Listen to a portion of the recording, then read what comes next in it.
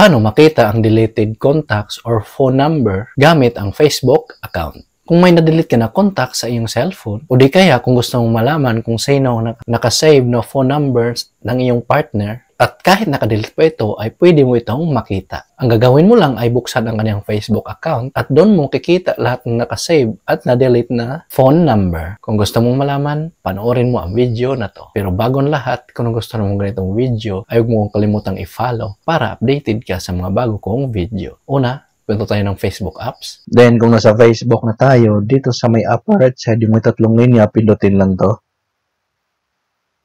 Then, pindutin itong Settings and Privacy. Pindutin itong Settings.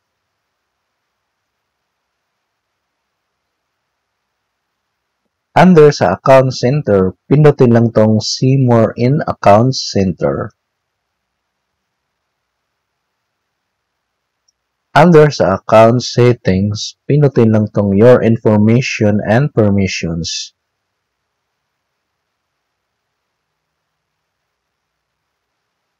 Then, pindutin itong Access Your Information.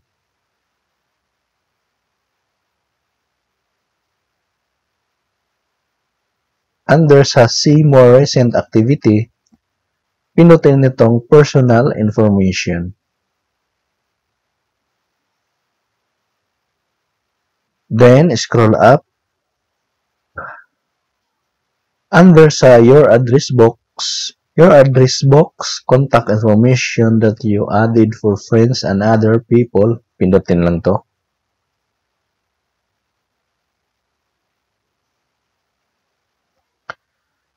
Ayan, kung mapapansin nyo, dito mo makikita lahat ng contacts na nakasave sa ating cellphone. O di kaya sa cellphone ng iyong partner. No? So, kung mapapansin nyo, meron ditong 52 contacts. Kaganda dito, meron siyang pangalan tsaka numbers. Kahit kung delete pa siya ng contact number sa kanyang cellphone, ay makikita mo pa rin dito. Ibig sabihin, paano magkakaroon ng backup dito sa Facebook account? So, kanina, sinubukan kong mag-delete ng isang contacts ko dito.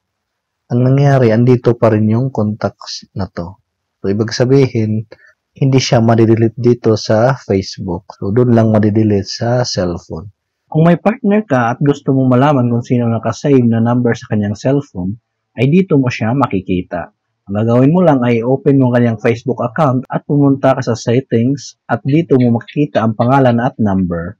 So, pwede pa natin siyang i-open. So, halimbawa, i-open natin tong contacts yung pinakauna. Ayan, so makikita mo yung number. At kung may email address na nilagay sa nakasave na contacts, ay makikita mo rin dito. Ganun lang kadali, paano makita ang deleted contacts ng isang tao gamit ang Facebook account niya. Kung nagustuhan mo ang video na to, huwag kalimutang mag-like, subscribe, at hit notification bell para updated ka sa mga bago kong video.